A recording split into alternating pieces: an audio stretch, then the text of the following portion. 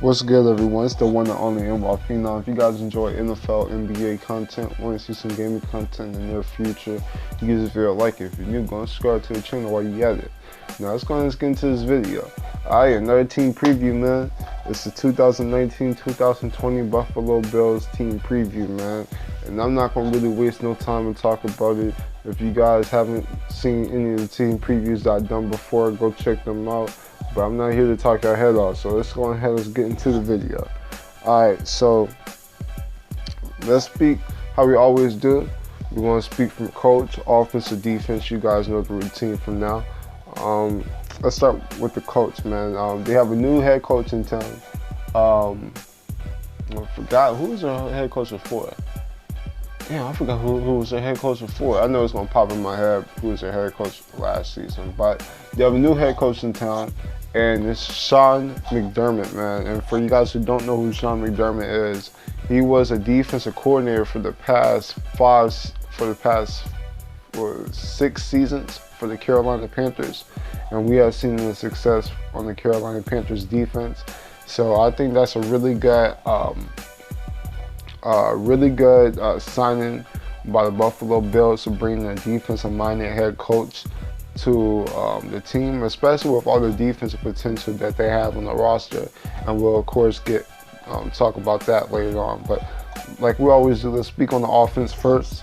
And, of course, when we speak about the offense, the first thing we have to mention is Josh Allen, man. Of course, he was a rookie last season, came in first-round pick last year.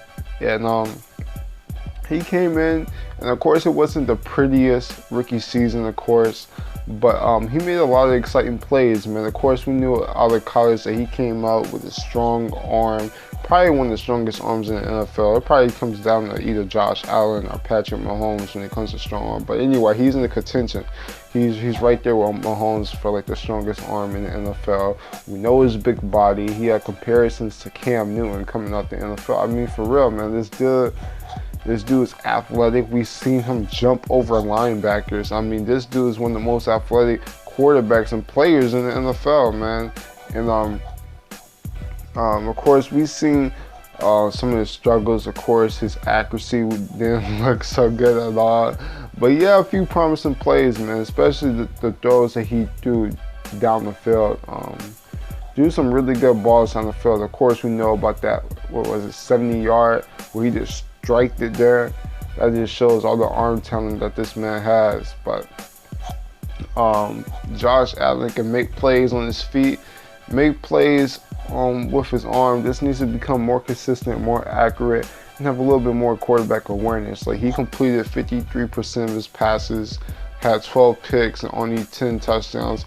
I could see an improvement. I could see a really good improvement with Josh Allen in his upcoming sophomore season. So that's what I'm gonna speak on Josh Allen. Dude is he's very promising. Gives me a lot of Cam Newton vibes. And I think he could be something really special, man. But that's all I really want to speak on Josh Allen. Let's speak on the other players, like the running backs. Of course, you know, they got LeSean McCoy still, who a lot's been going on talking about, is he going to be the #1 running back? Has he lost a step? Of course, LeSean McCoy, he's not going to be what he was in 2011, 2012 and be a top 5 running back anymore. But dude is still really solid.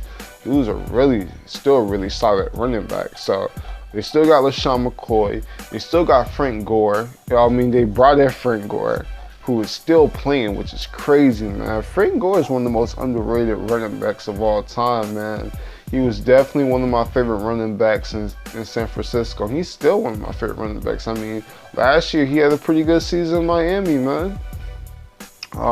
He had a really good season in Miami. I remember a few games where, even though they had Kenyon Drake over there, Frank Gore was still looking like the #1 running back, man. I think he can have a pretty good season, man. He can have a really good season with the Buffalo Bills this upcoming season. Like last year, he had 722 yards. Didn't have any touchdowns. Probably got robbed for one. I think he got robbed by one in the Bears game. I could be mistaken, but anyway, Frank Gore still is still a quality running back in today's NFL. And then they have T.J. Yeldon, so they got a pretty good trio of running backs. So that's pretty good to have, especially with LeSean McCoy. You have a lot of running backs that's up there in age, like a LeSean McCoy and Frank Gore. It's good that you have a trio of running backs you can just spray that around with. So that's good. But one of the biggest part of this team, and one of the biggest things that people have concerns with this team, is their wide receiver position. They brought in a few wide receivers though. They brought in a John Brown, who played really well in the beginning of the season with the Ravens when Joe Flacco was the quarterback. So they brought in John Brown. They had Cole Beasley from the Cowboys, and we already know that he's a really solid slot receiver. So that should be pretty good, especially with Josh Allen. Can probably help Josh Allen make some of the easier throws across the middle. And Cole Beasley is definitely really good at running those drag and curl routes in the middle. So Cole Beasley should help out this offense. And then they got Zay Jones, who's a young wide receiver. Showing some potential. Still young, can be inconsistent at times, drop a few passes. He catches a lot of. I was watching some tape, and he catches a lot of the balls with his stomach, and of course that's not good as a wide receiver. So maybe he can fix up some of his catching mechanics. But he has some potential, man. Definitely made a good amount of plays last season. So we'll see what's good with that. Now let's go to the offensive line, man. I want to shout out to the Buffalo Bills, man. They brought in Mitch Morse, man. And for you guys who don't know who Mitch Morse is, offensive line is definitely not the sexiest position, but I say this all the time, man. You can't have a great offense without having a good offensive line, man.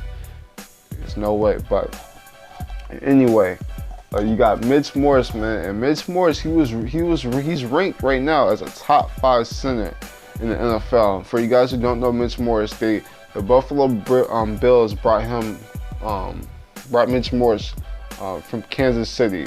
Mitch Morse was the starting center for Kansas City last year, and we saw how good the offensive line last year was. Gave Patrick Mahomes all the time in the world to make plays. So salute to the Buffalo Bills bringing in Mitch Morse. Yeah, that's pretty much the biggest thing on the offensive line that I can really speak on. I don't really know that many other offensive linemen. Like they brought in Quentin Spain, who's I think I remember from the Titans. It was pretty good. Dion Dawkins. Yeah, I mean, there's really not that many other offensive linemen on this team that can that I see are really good. Maybe I'm wrong. Maybe this offensive line shows up big this year, but bringing in something like Mitch Morse I think is definitely going to help the offensive line out. Now it's all going to be how does everyone else on that offensive line steps up. Now if Mitch Morse can get the best out of everybody else on this offensive line, and Josh Allen has time to work in the pocket, opening up some of the running lanes, this could be a pretty good offense, which, on talent with the wide receivers that they have and the running backs that they have. I mean, see, it's not the most talented team, but it's going to be big. This offensive line can give Josh Allen time to make some plays. This team can be a little bit better on the offensive side than we think that they might be. Tight end position is definitely a big concern. It says their starting tight end is Tyler Kroft, who they brought in from the Cincinnati Bengals. Yeah, tight end is definitely a big position of hole, and they're going to address that. Whether that's this year or drafting someone in the draft, that's a big concern, because you can't go wrong with a good tight end, man. Never, man. Ask the Patriots. They had Gronk for the past 7 seasons, so yeah, tight end is definitely going to have to be a concern, man. Something that you guys going to it's going to be a priority, man. I don't know that many tight ends that's on the free agent market right now, but you guys are going to have to hope the best that Tyler Kroft has a big season. You guys actually drafted a tight end and Dawson Knox, maybe he shows up to be a really good tight end, but who knows. But that's pretty much all I can really speak on the offensive side, man. There's some potential on this offensive side, but it's going to be interesting how it plays out. But let's speak on this defensive side. And this is what I really want to speak on with the Buffalo Bills, man. They have mad potential on this defensive side for real. So let's go and speak on it, man. And you know, we're always starting on the defensive line, and you know, they started off in the draft this year, man. They started off big, man. They drafted Ed Oliver, man. A lot of people were big on Ed Oliver. A lot of people felt that he was the second best D lineman behind Quentin Williams. And you know, they might be right, man. Quentin Williams, Ed Oliver showed a lot of potential as a defensive lineman, man. And it's gonna be interesting what he does in his upcoming rookie season. So a little bit undersized, 287 for a defensive tackle, but he does have a little bit more athleticism when it comes to the speed side of it. So it's gonna be interesting how does he play in his first season. So you got Ed Oliver, and they have a few other players like Trent Murphy, who a lot of Washington Redskins fans are telling me that he's pretty underrated. So probably check him out. Then you got Shaq Lawson, Star Lalulu. I probably just pronounced his last name really bad. Not the best with names, but anyway, he was pretty decent with the Carolina Panthers for a few years. And then, yeah, that's pretty much the defensive line, man. This defensive line has potential to do something this year, so it's gonna be interesting what they do on their defensive line. Not looking so bad. So let's go ahead and let's get into this linebacker position, linebacking core.